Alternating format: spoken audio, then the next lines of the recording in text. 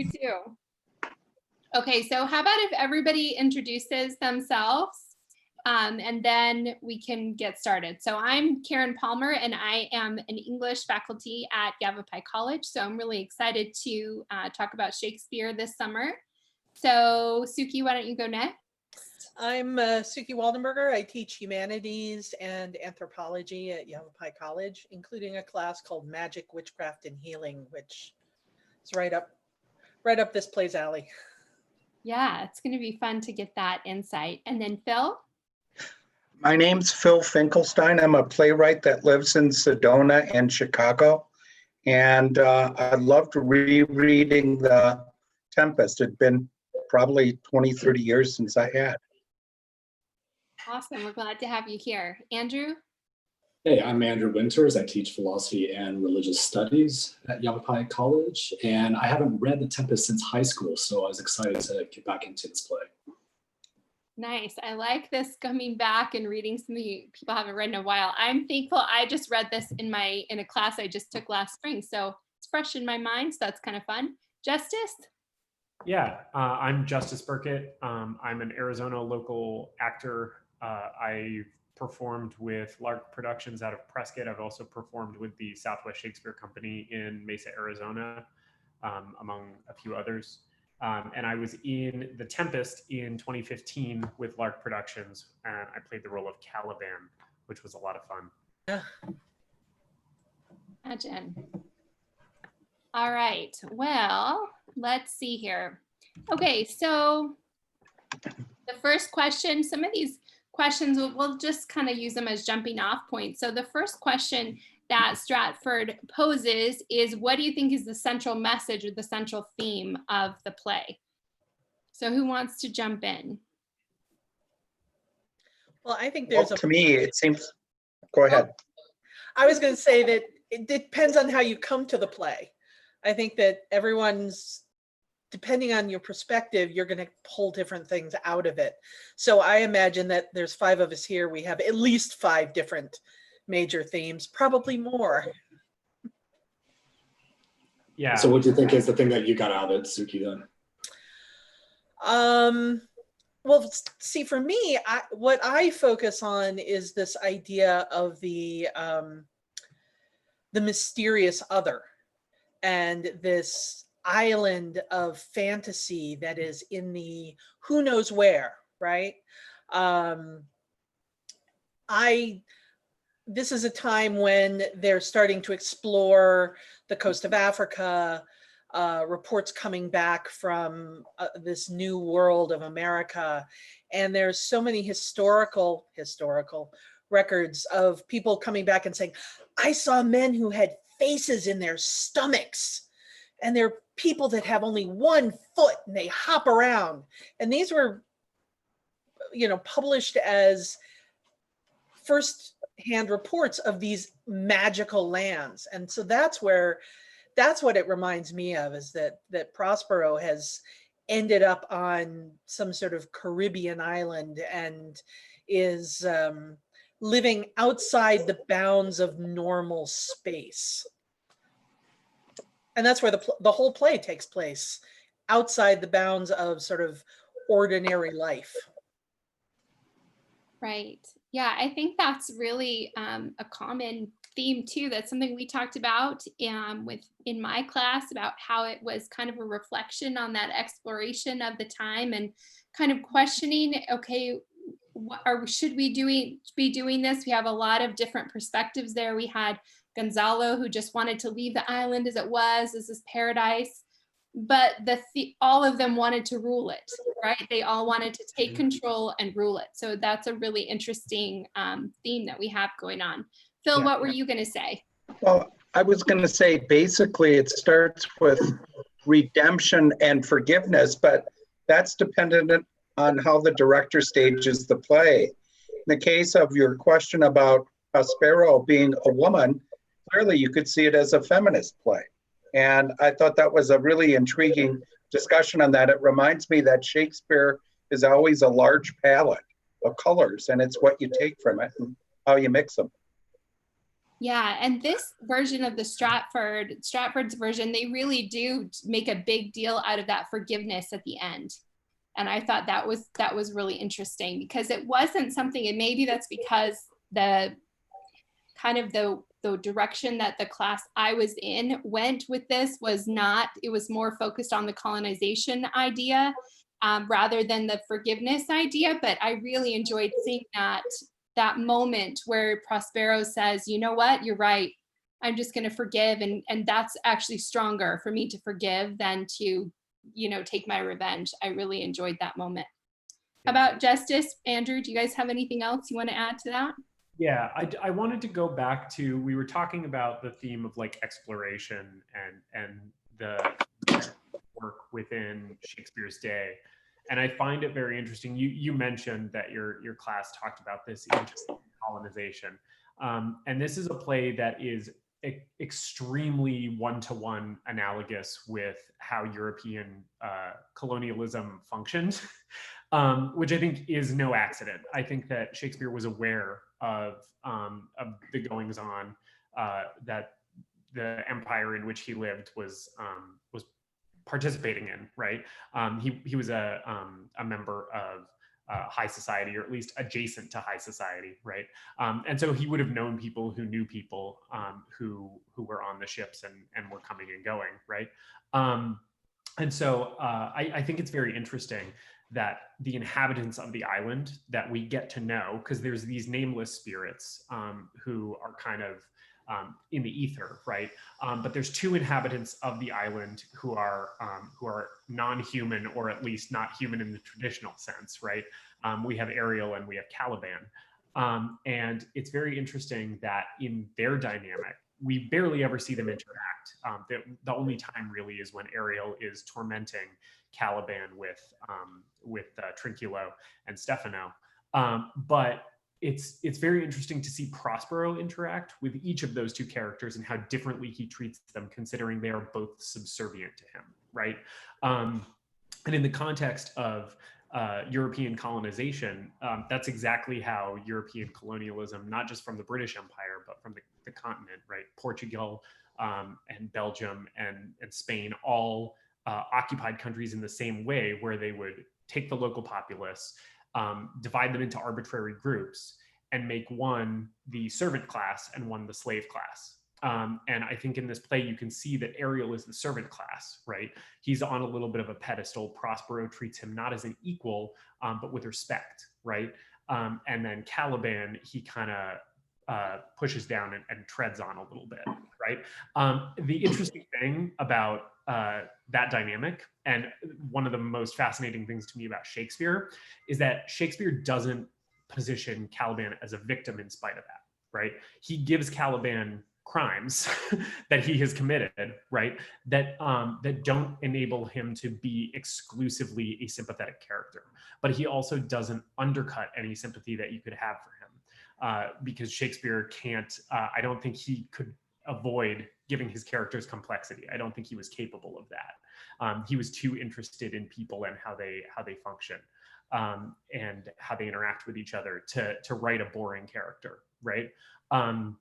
So while Caliban isn't perfect, I do think that his position as the bottom of the totem pole, and even after Antonio is exposed for his crimes, right, they all get to turn around and laugh at Caliban, Antonio included, right?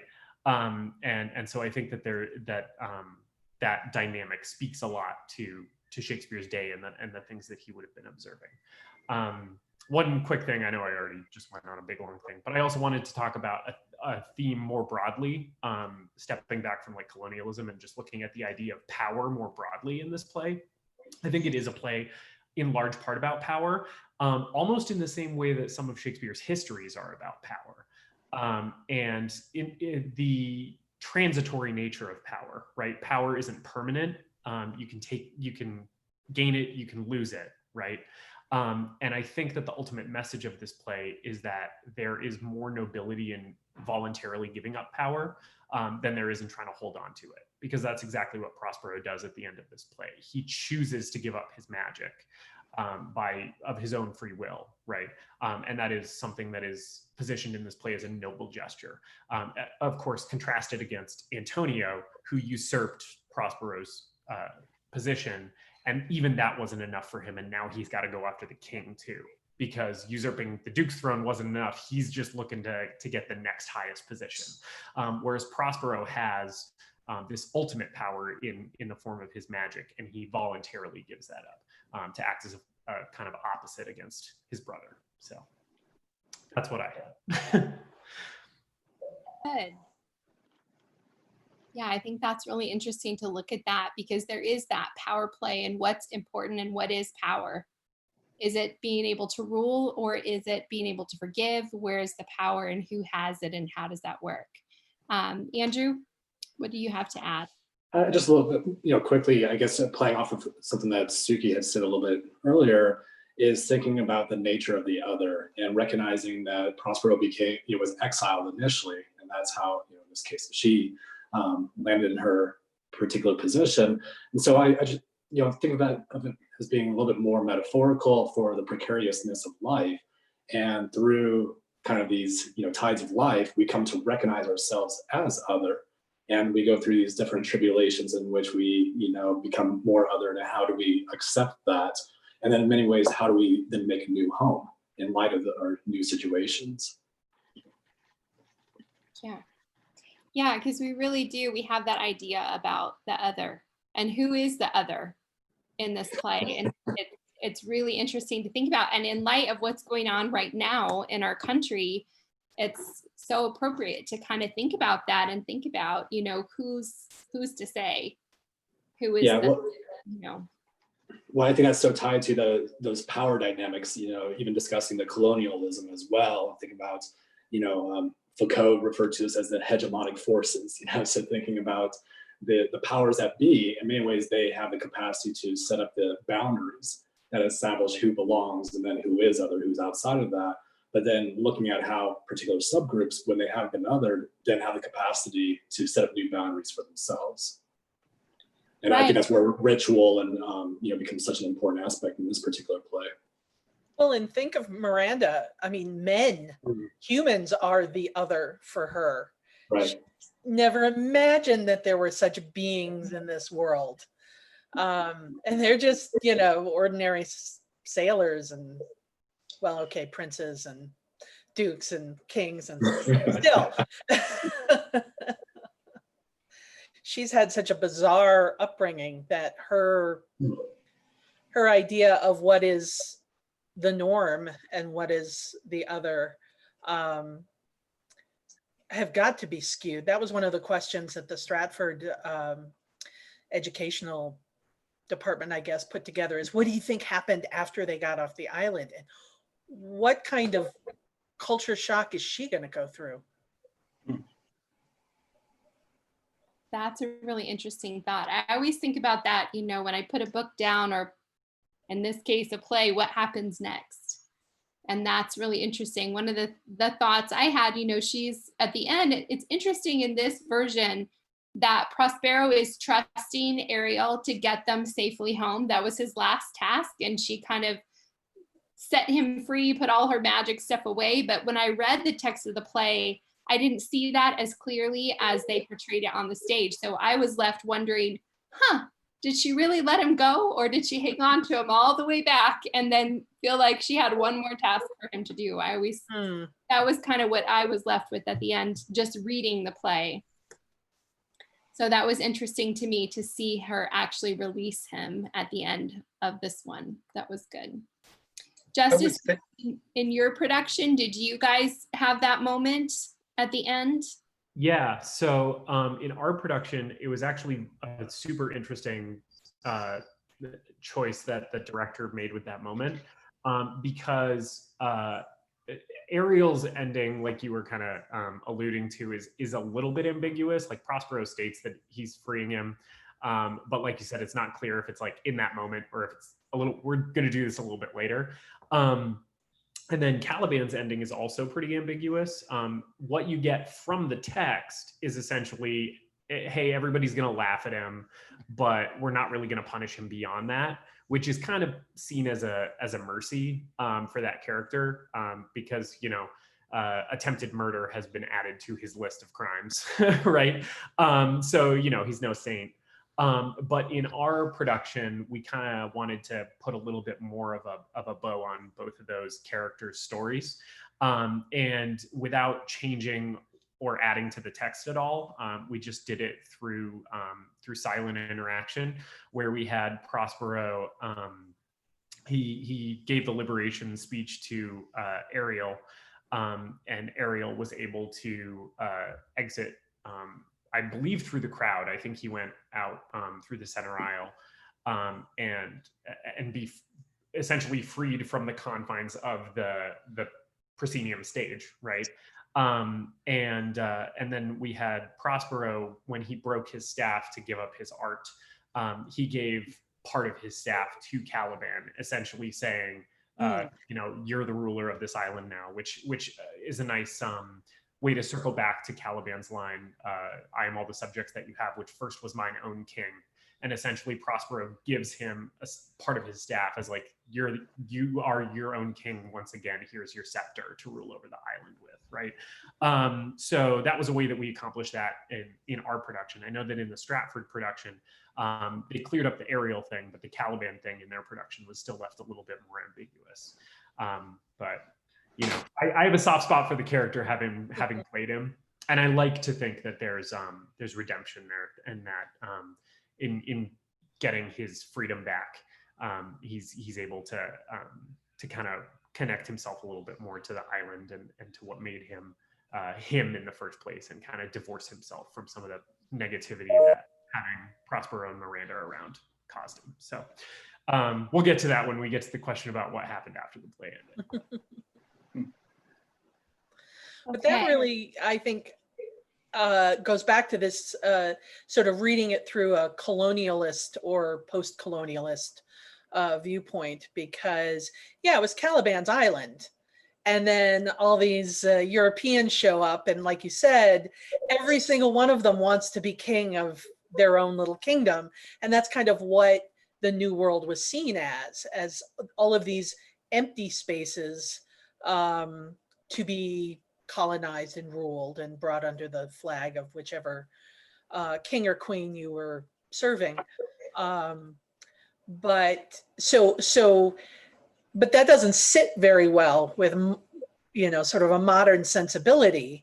And so the ending that your director came up with of, you know, the sort of giving Caliban back the island that was his to begin with, acknowledging that he is worthy of ruling, right? Which is, of course, the problem that colonialism sort of spread around the world, was this idea that some people are worthy and capable, and other people need to be ruled and controlled and guided because they aren't inherently capable of taking on the sort of fully adult roles. Yeah, but maybe in that case, his crimes were maybe his tests. You know, indicating that if you're capable of these things, then. Well, and I mean, a lot of his crimes are sort of the things that were laid upon native peoples, right? They allude to the fact that he tries to rape Miranda, right? I would people this island with Calibans, and that's, you know, you've got to protect the female, the purity and innocence. And boy, there's probably not a Shakespeare heroine more pure and innocent than Miranda, from this lust, right? This unbridled, uncontrolled sexuality. This makes me want to move on to the next question. The point that we're at now with talking about Miranda and how Prospero is so defensive of like her body. If we're ready for it. Sure. Because the second question was does having a female actor playing the part of Prospero change your perspective about the character and her motivation? I would say absolutely. Yeah. Because having a father as the protector of Miranda's innocence and her purity and whatever, comes across as a lot less savory to a modern audience than it would have in Shakespeare's day, right? In Shakespeare's day, there would have been no one would have thought twice about a father behaving that way towards his daughter. And now it seems overprotective. It seems at worst a little creepy, right? And I think with the mother-daughter dynamic, you don't have that as much. You don't have that kind of loaded patriarchal power structure. It kind of enables them to take on a more, it enables Prospero to take on more of a parental role instead of like a domineering role, which I think is how the character was intended to begin with. Because like I said, a father reading that way to a Shakespearean audience wouldn't have struck those same chords with them. So that's my perspective. But at the time, women didn't even act in Shakespeare's plays. They used men. Yeah, so I appreciate this that. would have appeared normal. Yeah, so I appreciate that twist as well, Phil, kind of for that reason, because of the history of Shakespeare's plays, of not even allowing women to perform. So I thought that was a nice commentary on that. For me also, it had a deep impact. I can't help but watching Elizabethan or reading Elizabethan plays through a Roman lens, especially because of, one of my favorite philosophers, Seneca the Younger, was a Roman playwright, also a Stoic philosopher. And he was really concerned with these ideas of luck and chance. So actually, I saw Prospero more so being the embodiment of Fortuna, the goddess of luck in this case. And the Roman sense of luck is when preparation meets opportunity. And so looking at how they're doing all these preparations, scheming, but they don't really know for what until something new arrives. And they happen to have gone through these, various activities that make things work out sort of by chance. But it's really just by happenstance or anything else, that they didn't really know what they were, why they were doing what they were doing. I think we saw that today in Washington when we had that scene going up to the church, holding up the Bible, saying we're going to be the law and order. I probably shouldn't get political, but I just thought this would be an ideal play to be a commentary on today's times, and the people that have the strength to forgive and let go of power, and the people who don't. There was a version of this play, I haven't seen it, but I read about it. It was an all-female cast. Sorry, all-female cast set in a women's prison. Jericho. You've got dogs. I had my whole family at my door a few minutes ago, trying to get my attention. So it's okay. I think there's a delivery at the door. Let me go take care of that. Okay. Yeah, my houseplants will not intrude. So good job. Yeah, we have a beehive, and apparently there's honey, so everyone had to tell me. Okay, so does anyone else have any thoughts on the female Prospero? Just really quick, just an interesting thing that the production I was in, which is obviously the thing that I have the most context for. We had a male Prospero, but the director of the production was a woman, and she thought that it was very important to position the island itself as female. And the idea being in Shakespeare, places are characters, right? So in Hamlet, Denmark itself is spoken of as if it is an unseen character in the play, right? Very much the same with the Scottish play and Scotland, with Julius Caesar and Rome, right? And on and on. And in the comedies, they're all set in Italy for a reason, right? It's all place being the unseen character, which has a lot of weight in the play, right? And this is kind of unique among Shakespeare's plays, maybe with the possible exception of like Pericles, in that it contains a mythical location, right? So we hear about Milan, we never see Milan, right? This play exclusively takes place on the ship and on the island. And by creating a place, like a location that is this other unseen character, but having it not be tied to a real life location, you're able as a director and as a cast to imbue that with whatever you want, right? So the idea that the director had is, yeah, Prospero is a man, and he's a man with immense power. But the power that he derives is from nature, right? And our representation of nature in the play is the island. And for that reason, he had the spirits of the island be all female, and they ranged in age from very young girls to very elderly women, right? So we had a range of female bodies essentially on the stage as a representation of the island itself. And by positioning them, Caliban has this beautiful, in my opinion, one of the most beautiful sections of prose in all of Shakespeare, where he talks about the island being full of sounds and noises and sweet airs that give delight and hurt not. And he essentially speaks this love poem to the island, right?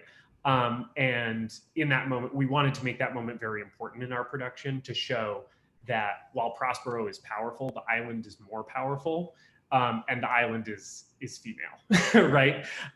So I know that that's kind of tangential to the question, but I thought that it was an interesting thing that our production did to kind of counter that power imbalance that Prospero, being a man, kind of has in our modern day. Yeah, that's really interesting. You know, something that I thought about when you were saying that is it's interesting that the original power on the island was Caliban's mother, who is painted as this evil witch, right? And so then we have Prospero, however, I always pronounce things weird. So that's just my little thing that I did. But anyways, having that character be another female provides a contrast between, okay, here's a benevolent use of magic and here's a not benevolent use of magic, but both cases they're enslaving Caliban and Ariel. So it's interesting, it kind of goes back to that idea of who has the power, because even though the one is being kind, you know, initially they're teaching Caliban and sheltering him and treating him like a son almost, they're still in control of them. So it doesn't matter if they're, you know, doesn't matter if they're good or evil, if they're still in control of them. So anyway, something that I thought about. Suki, let's go back to your thought that you were trying to share before. Well, this sort of relates to what you're talking about now, in that, yeah, I thought that having Prospero being played by an actress was hugely transformative, because as Justice said, you know, in his production, the island was seen as female. And that's very much in line with Elizabethan thought of females being a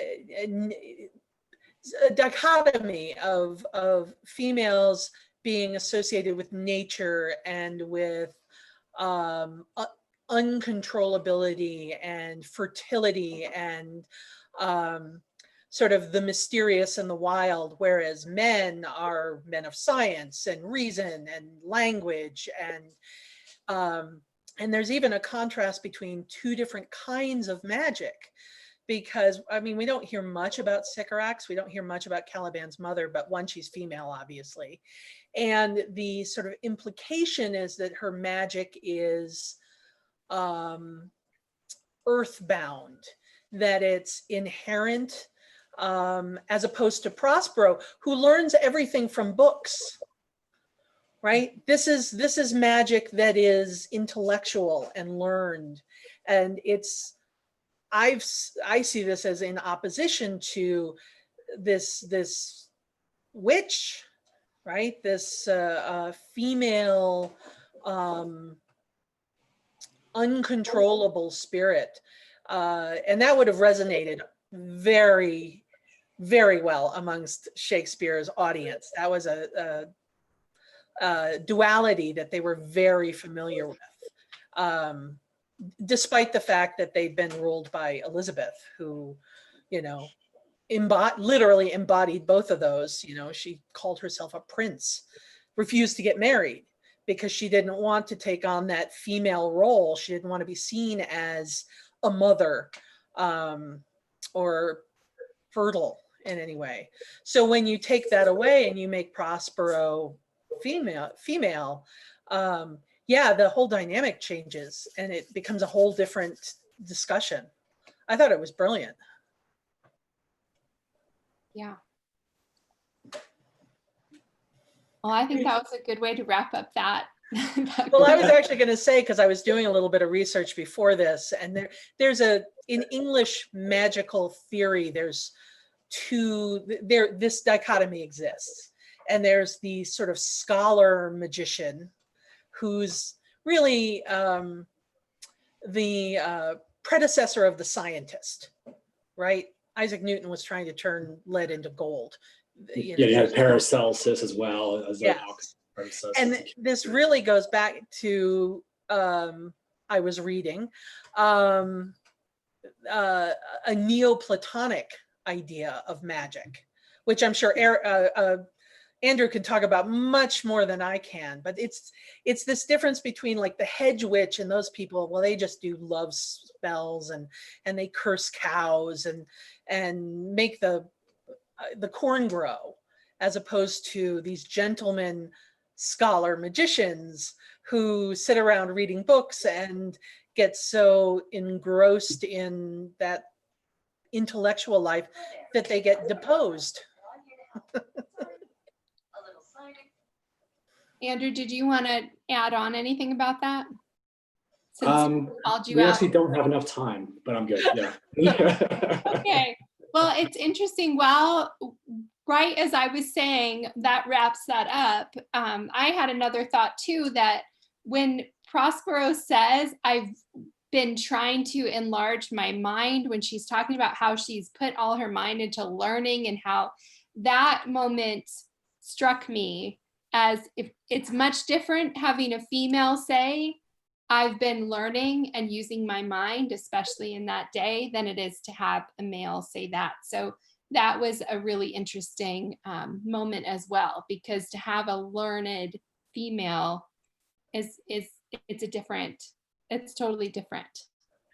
Yeah, I mean, we've seen this kind of dichotomy show up, really being a conflict between reason and the passions or the emotion. And so trying to think about how do we balance these out, or does one take precedence to the other? And many people, especially of the Platonic mindset, were thinking that reason definitely is the one that should be driving everything, whereas many, especially during the Renaissance era, recognize that no, we've got to bring the passions in, we can't get rid of them at all. Some philosophers have actually stated that reason is a slave to the passions, particularly David Hume later on in the 1700s in response to this issue. I thought it was interesting about Callaghan being educated by Miranda. He's almost upset about it. It's kind of like, you took me to the water and then you wouldn't let me drink. Well, and this sort of recapitulates that idea of colonialism, that we're here to, I always go back to Rudyard Kipling's The White Man's Burden, right? We're here to teach you, and you're going to learn how to read. But, everyone knows, you start to teach people, then they start to think.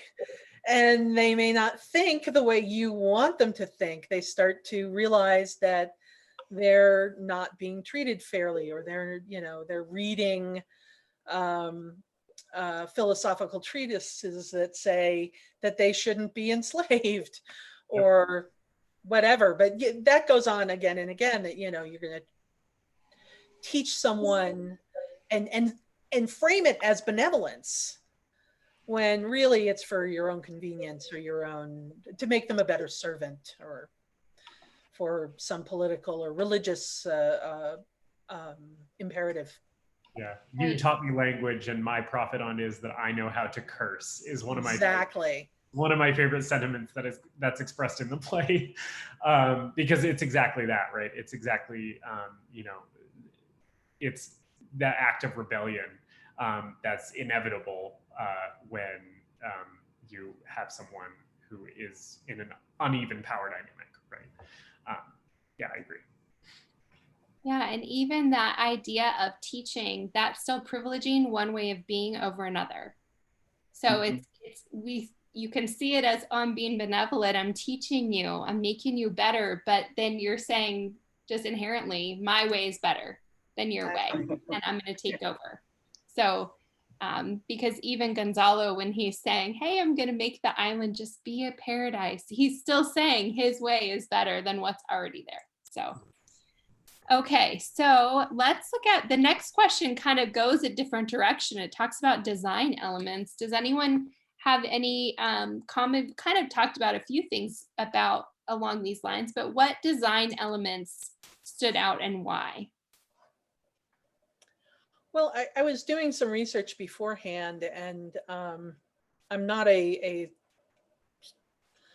scholar, I guess, of Shakespeare in any particular form, but from what I was reading, this play is written to incorporate elements of magic and elements, stagecraft, perhaps more so than any of Shakespeare's other plays. And I can't say that for certain, but this is what this is sort of the information I was getting, that he puts into the notes and the stage directions elements to emphasize the sort of magic.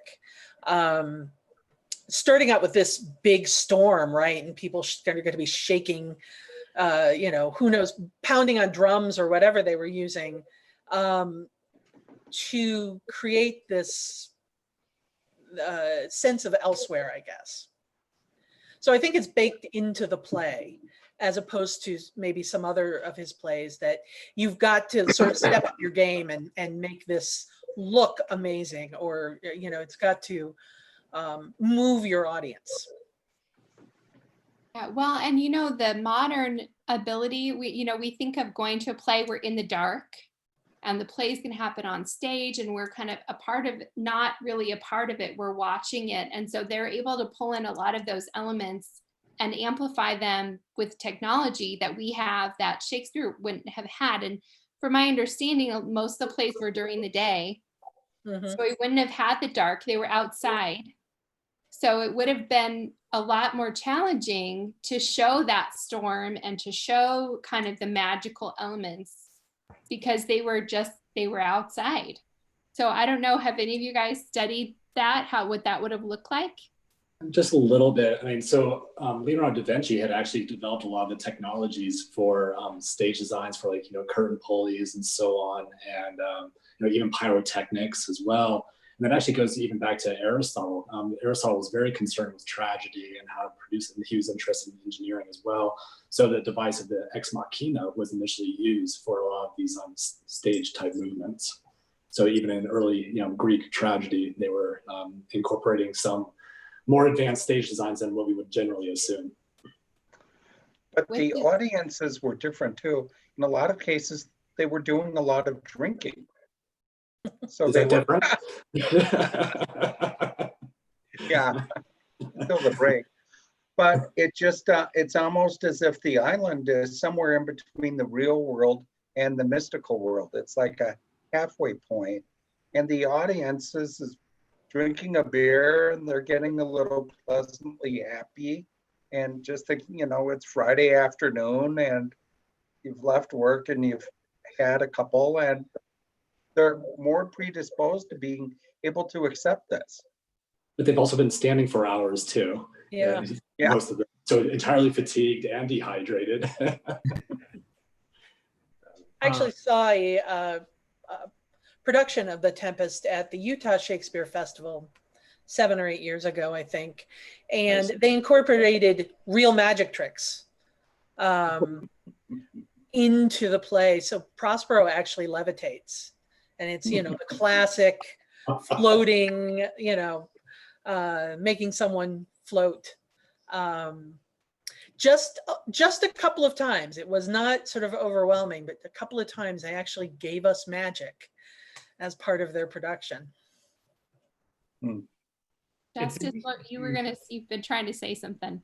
Yeah, I was just going to say it's interesting too how much you can do with very little, because we were talking about, you know, obviously modern theaters have a lot more resources and a lot more technology at their disposal than Shakespeare would have in his day. But in history of theater, we study a lot of speculation about how Shakespeare's theater was used, because there's not specific, like, detailed accounts of that stuff.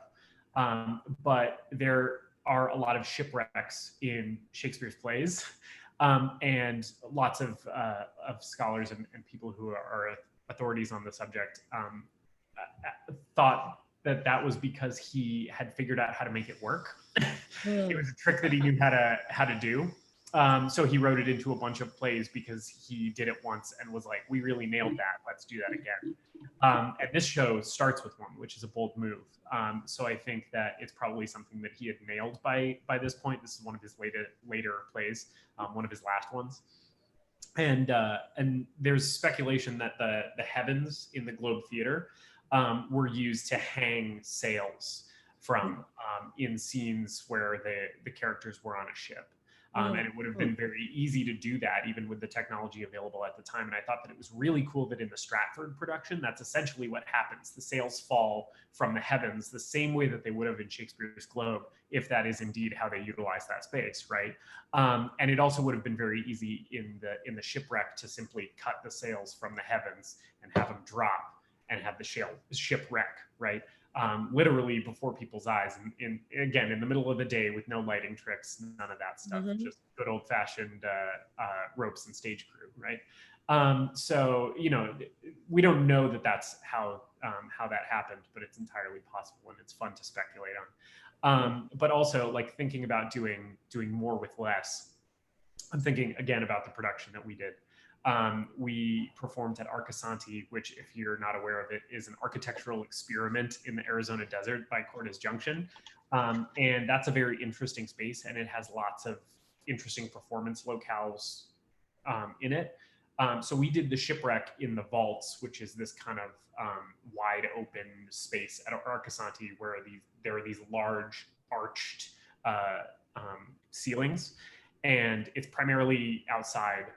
Like, there's no walls, but there's these large arch ceilings that are painted. We did the shipwreck in there.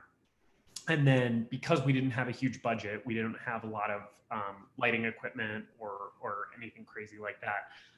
The best way to give the audience the impression that the scene has changed is to literally move. So in Arcosanti, we kind of made the theater experience interactive.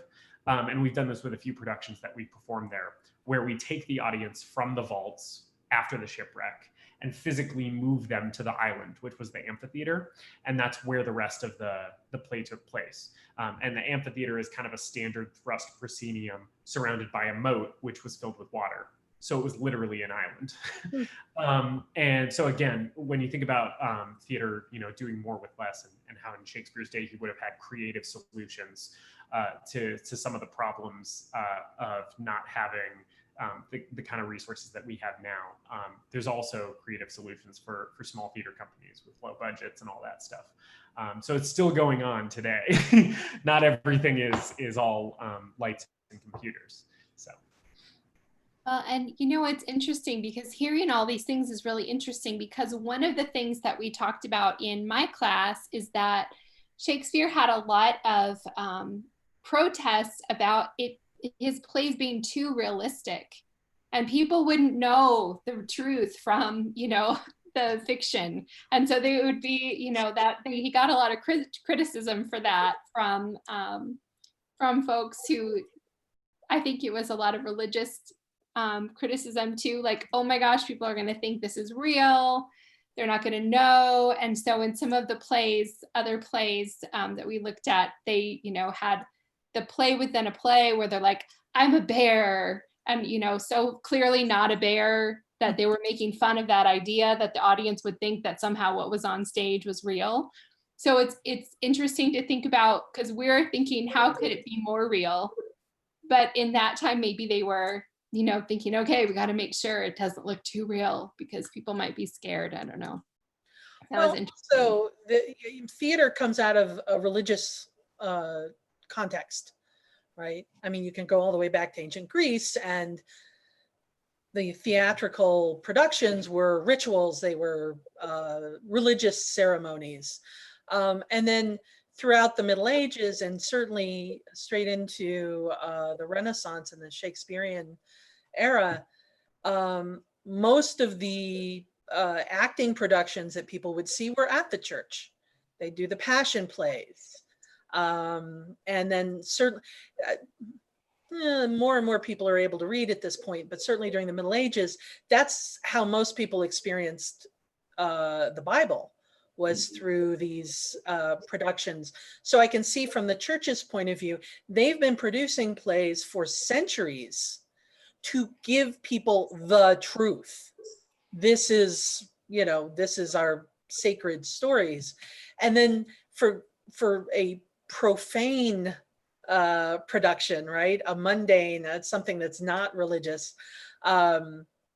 It's deeply threatening that people would go see these plays, which are just stories, right? They're fantasies and they're not true. Though, of course, he also did the histories, which were meant to, so it's very complicated.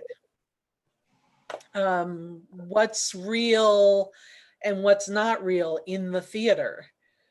And how do you know what's real and what's not real has always been complicated.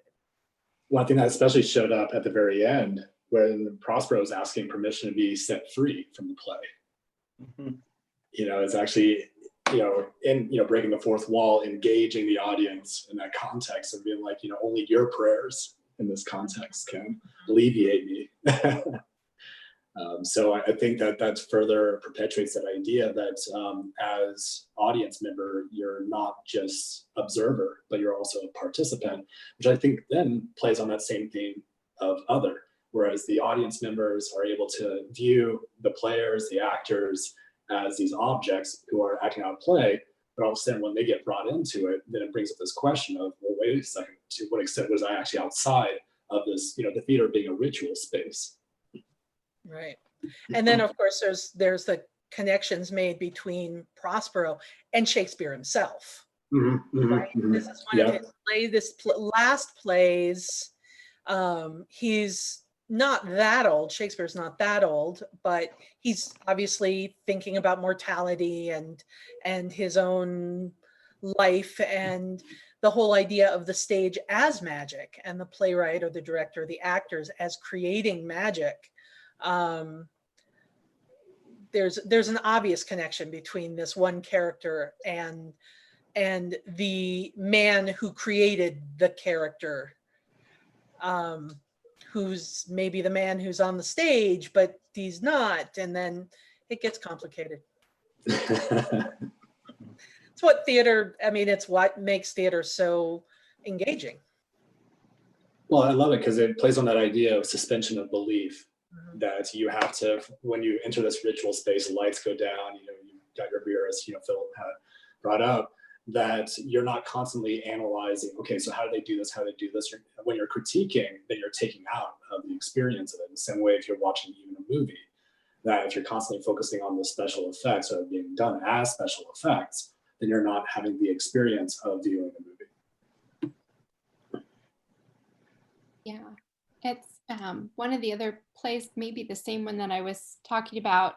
That's one of the ideas there is that Shakespeare, through the plays, was inviting the audience to kind of dream with him a little bit, to kind of enter into this dream state and just kind of exist there with him for a little bit with the players. And I found that fascinating. And I think you can see that too when sometimes his plays seem to start in the middle. As the director, the introduction you provided showed, people are talking as they come onto stage. People walk off the stage. It's kind of a total experience, an immersive experience. Mhm. Suki, what were you saying? I was just going to say he makes that explicit in A Midsummer Night's Dream. Mhm. Yes. Yep. Yeah, that was one of my favorites from last semester, actually. Okay. So Miranda says, and I think these last couple of questions we kind of have talked about, all three of them. Miranda says, how many goodly creatures are there here? How beauteous mankind is, oh brave new world that has such people in it. Which is kind of interesting that she's calling the Europeans the brave new world. What do you guys think about that statement? Well, I think that goes back to what I said earlier, that she's been raised outside the sort of realm of Europe, or even the understanding of Europe. And so her other is these ordinary men, which is going to make for some strange experiences when she gets back or gets there. She was never, well, I guess she was born in Milan, right? Because she was an infant when she was stranded on the island, but still, she has no memory of it. Yeah, well, it says she was 3. So she says remember she asked the question, were there 4 or 5 women who waited on me or something? So she has these vague memories, as you know, you would have as a 3-year-old, you wouldn't remember much. But yeah, it's like this is her whole life. So she's going back to something that problematizes that whole question again of who's in power and what's good and what's not, because her existence is this island, that's all she knows. And so it's interesting to see now she's going to go back to where she will have a role of power because she's the daughter of this duchess and she's going to be married to the prince. So it's really interesting. She goes from kind of being in power on the island to being in power back home. I also think it's an interesting statement on how Shakespeare views humanity and human beings to have this character deliver this line. And I almost see it as parallel to Hamlet's musings in the "What a Piece of Work is Man" speech, where he essentially says, "Oh, man is amazing, man is godlike, but to me, man is nothing." Right? And to Miranda, to whom man is literally nothing, right? And then she sees a man for the first time, right? Not just a male, but also other people, right, for the first time. And her reaction is, "This is amazing," right? And I think that, like I was saying before, I don't think Shakespeare knows how to not write complex characters, and I think that that's because what's the word I'm looking for? He's obsessed with the idea of human beings as both good and bad, right? He's obsessed with the gray, and by having Miranda say this, right, it's like mankind is simultaneously perfect and also simultaneously exactly what they are, right? So I think that it speaks to how he views them in his body of work as a whole. As you were talking, I thought, that could be played for laughs. Oh, look at these amazing creatures. And they're like crawling up the beach, having been completely, shipwrecked and bedraggled and not at their best. Yeah, absolutely. And it also reminds me of, and I'm sure Gilbert and Sullivan were huge Shakespeare fans, but it also reminds me of the moment in Pirates of Penzance when Frederick and the nursemaid see the women on the beach for the first time, and Frederick turns to her and is like, "You told me you were beautiful and you're an old woman. These are beautiful young women," right? Which is also a moment that's played for laughs, right? Because he's like, "Oh, now that I have context, I understand." So. Yeah, I can't help but view this through kind of the history of science lens and thinking about, this play when it was coming out around 1611, 1612, first performance, I think, that, the conversation was going on in England this time about science. You had the mechanistic philosophy, Descartes, big at this time. So trying to think about, the understanding of the world is shifting, that we're, stuck in this kind of more naive place.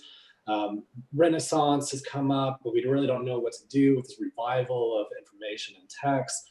And this, I think, in a lot of ways served as the predecessor to the thought that led up to figures like Robert Boyle, Isaac Newton, and Francis Bacon, who were the big pioneers of what we refer to as the scientific revolution. And there's problems with that term anyway, but just the idea that we were changing how we were thinking and having more of a willingness from our naive spaces to go out into the unknown. And I see that happening frequently in the play itself. So maybe I'm just reading it through this particular lens. So I don't know if I'm misappropriating it, but if we treat it at least as metaphor for the idea of going into the unknown, and in some ways shifting away from magical thinking to more of the scientific based thinking too. The fact that Prospero gets rid of magic at the time, cast off, is no longer content with it.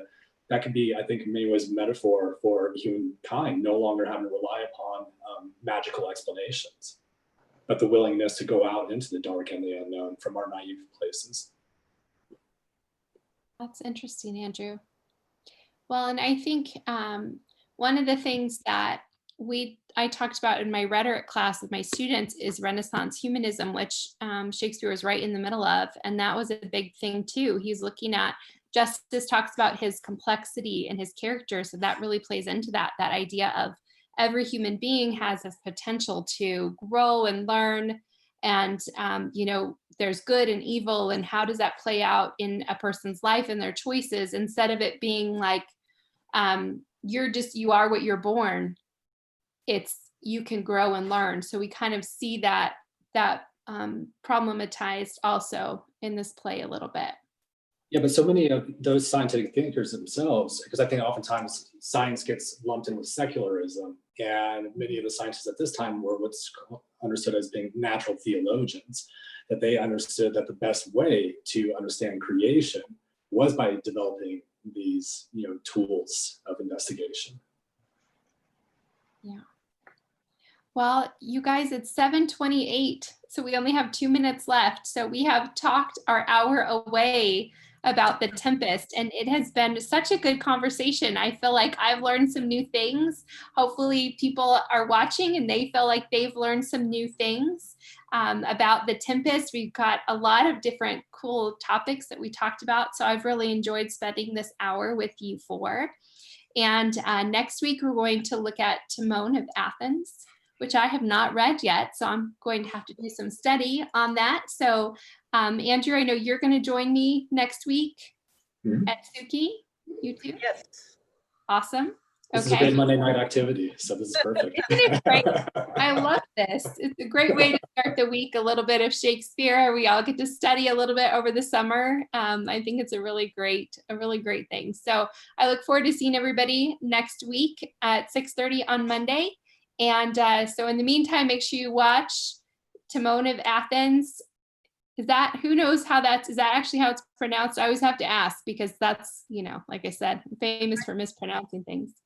I've always heard it Timon. Yeah. Timon. Well, see, I'm probably thinking Lion King. Isn't there a Timon in Lion King? I think it's spelled the same way too, but I think it's Timon of Athens. Okay. That is a very Shakespearean animated film, The Lion King. So there you go. It's not too far off. So Timon of Athens, we're going to read it and watch it, and then we'll come and discuss it again on Monday. So thank you guys so much for coming. I appreciate it. And I will see you soon. Thanks for the conversation. Bye everyone. Bye.